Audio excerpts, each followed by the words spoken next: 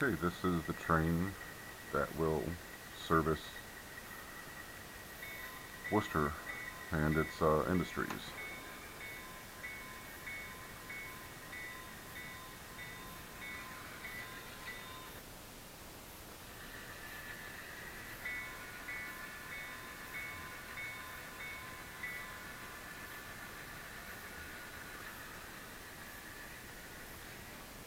So what this train will do is pull the cars out of yard track. The ones labeled out are the ones that are outbound. The DT&I High Cube that still has the G1 will be later delivered to the G1 industry when there is room for it. Right now there's only 2 spots. So after this train comes through, the Gerty Switcher will service all the Gerty industries. This train will only service the industries on this side of the track, the non-Gerty industries. This is done just to make one more job and break up the workload so anyone doesn't spend too much time here in Worcester, because there is not a long passing siding in Worcester and we don't want to tie up this main line for too long.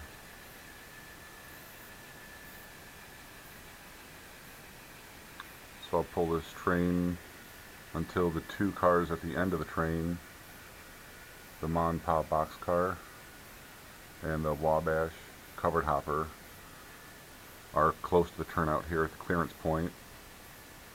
And that's just so I don't have to spend a lot of time pulling a whole train long distance.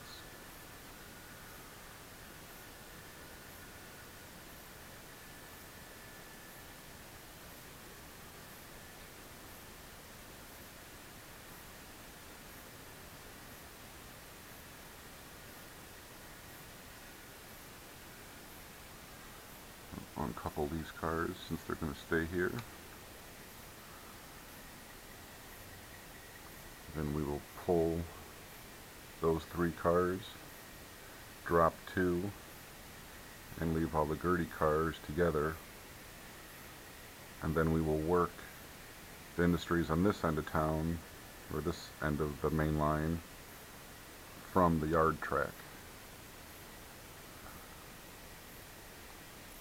The other way that I could do it is work the industries on this end of this side of the main line right from the main line, and then push everything or pull everything from the yard track. I'm still working out what is the best way to do this, so we'll see if it works or not.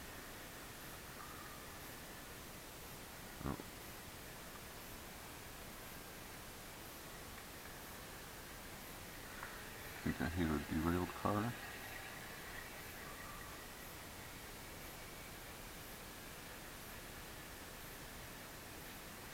Okay, now we'll pull these cars out.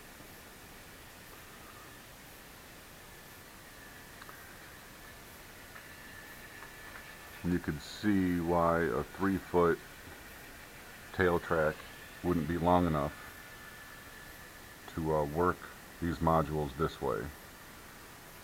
Each module here is about 4 feet long, so we have maybe 10 foot of train.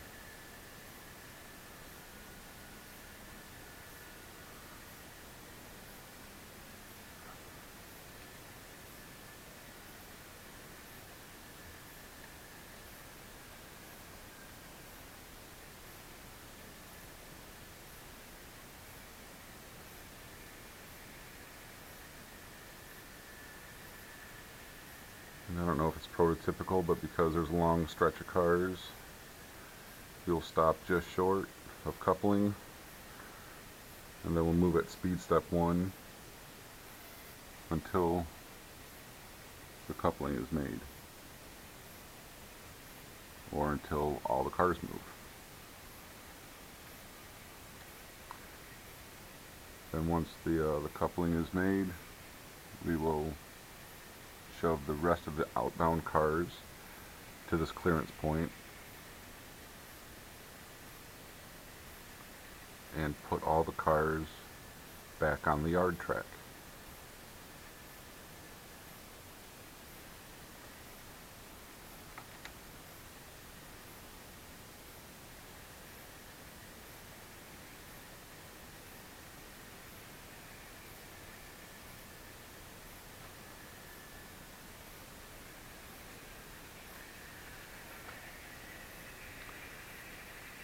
These 24-inch radius curves are somewhat of a problem.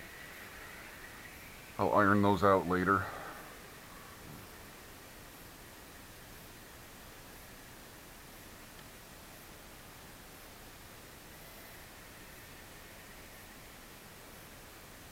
I'll probably replace those sections with flex track.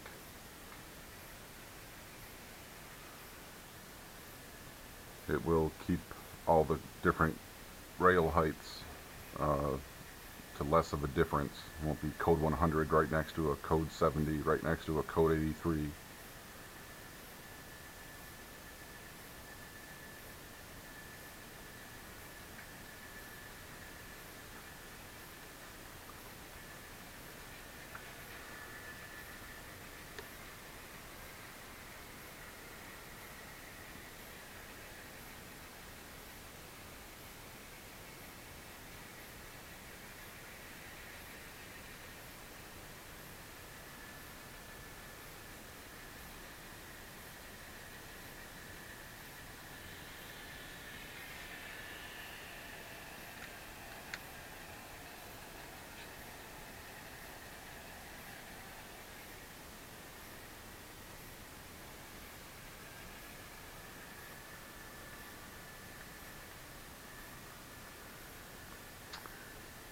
Right around here is where the track used to end, and you can see there's not nearly enough room to hold all the cars for this town. So I extended it with a couple pieces of flex track, and I'm glad I did. It makes operating much easier. Okay, so with this stretch of cars in the clear, I will proceed to pull cars from the Frito-Lay plant and replace them with the cars that we just dropped off on the yard track.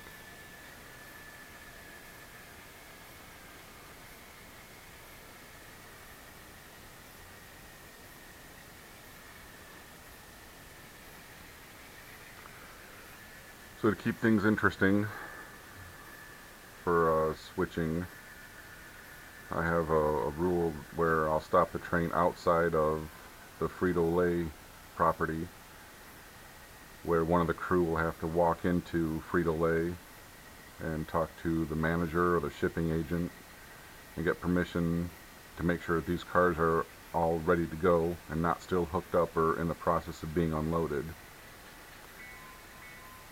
Then any movements while on Frito-Lay property will be done with the locomotive with the bell ringing for everyone's safety.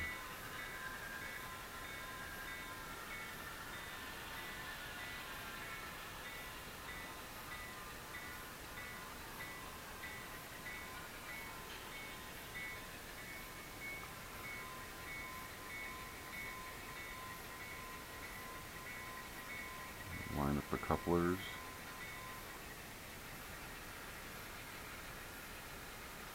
Connect the air hoses.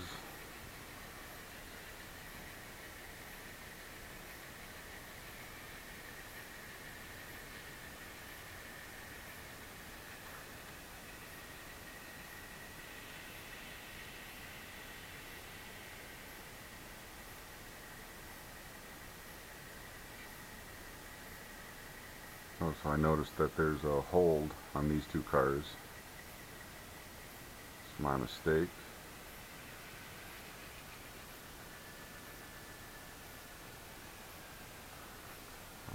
Respot these at the industry.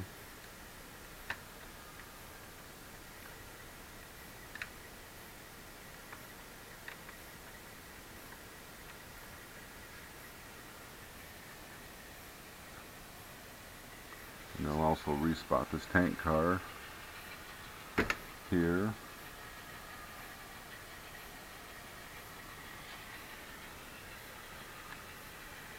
Because there's a hold on that tank car as well. And since there's only 2 tank car spots, one of those tank cars on the yard track will remain in the yard, as will the 2 hopper cars.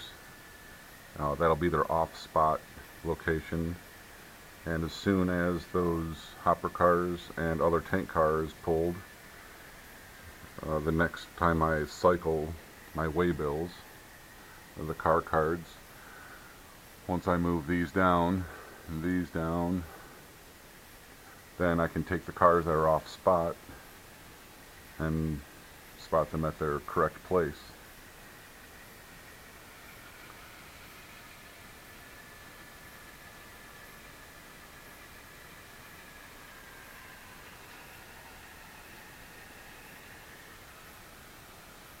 So all we need is one of these tank cars, since it doesn't matter which, because they both presumably are carrying the same commodity.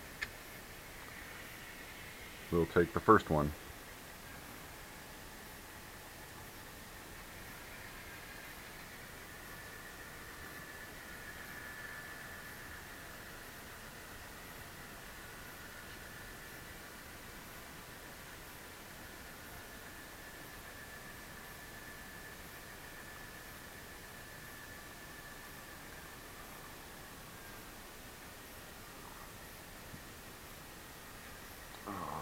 Find my skewer as well as the car cards. I don't know where my skewer is.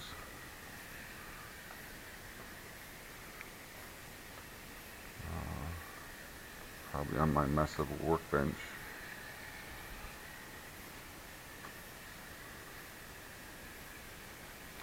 So I won't use the skewer right now.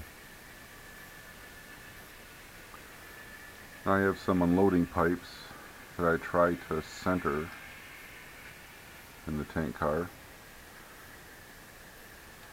so unloading hoses won't have to be stretched out all over the place. Gives a little bit more believability to and more work to switching this industry.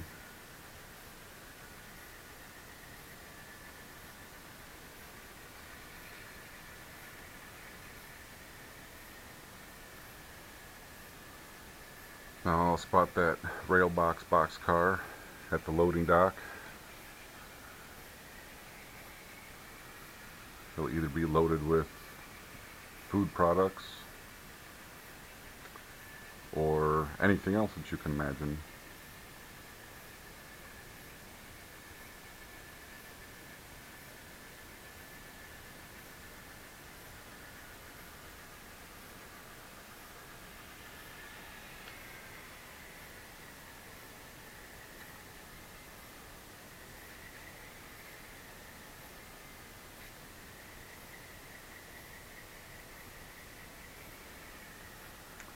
And so I don't have to back all the way down the yard track to pick up any cars to leave off. I'll pull all these cars up here to the clearance point.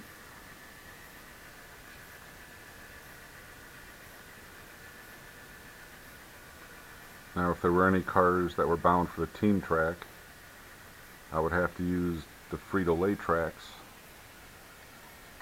as a lead, so I would spot any of those cars for the team track after I'd pulled cars from Frito-Lay and before I spotted all of them. For this reason, I have chosen to not have a lot of cars delivered to the team track. I put mostly zeros on the cards so the odds are I won't pull any. But every once in a while it'll change up the operating scheme, keep things interesting.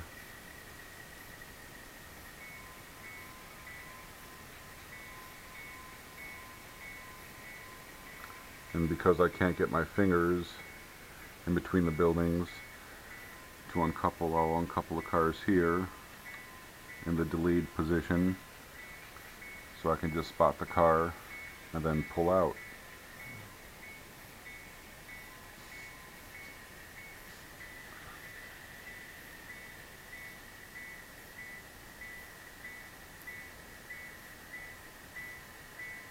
I used to think bumpers were rarely used, but in this town it seems like every car has been gently nudged up to the bumper.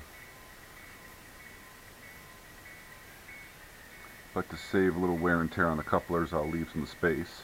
And as long as the door is lined up with the loading dock, I'll call it a good enough spot.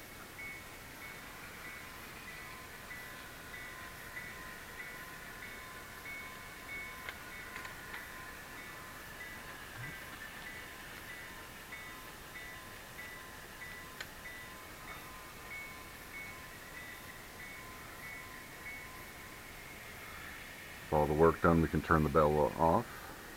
All the work done in the Frito-Lay industry, we can turn the bell off.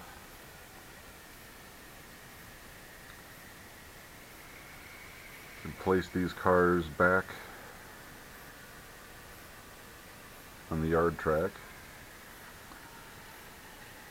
And this tank car will go back to the outbound train on the main. This car is uncoupled here at the turnout because I'm going to spot the tank car back on that train that's on the main line, and then I will shove it clear of the runaround track because I will have to perform a runaround move in order to spot the two cars at the International Paper Plant.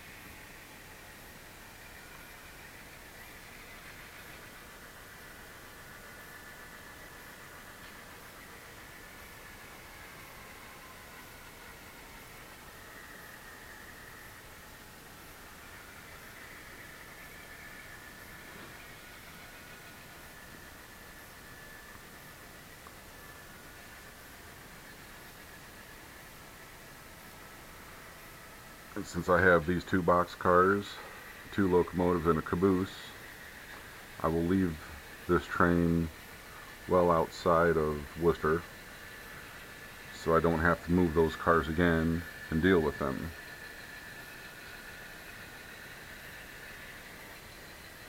Since the locomotives are approximately the length of the cars, I use them as a length guide in determining how far to shove these cars.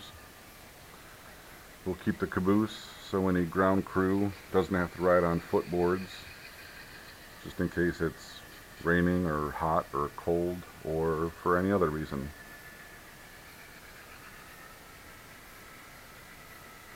Now we'll pull back, we'll pick up those International Paper box cars, spot them on a runaround track, and perform a runaround move so they can then be spotted at the International Paper Plant.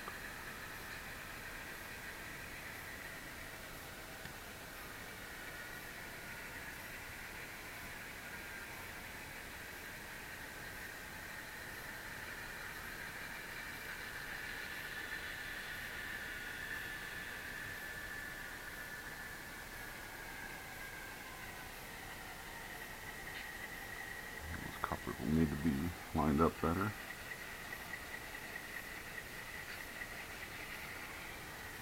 Okay.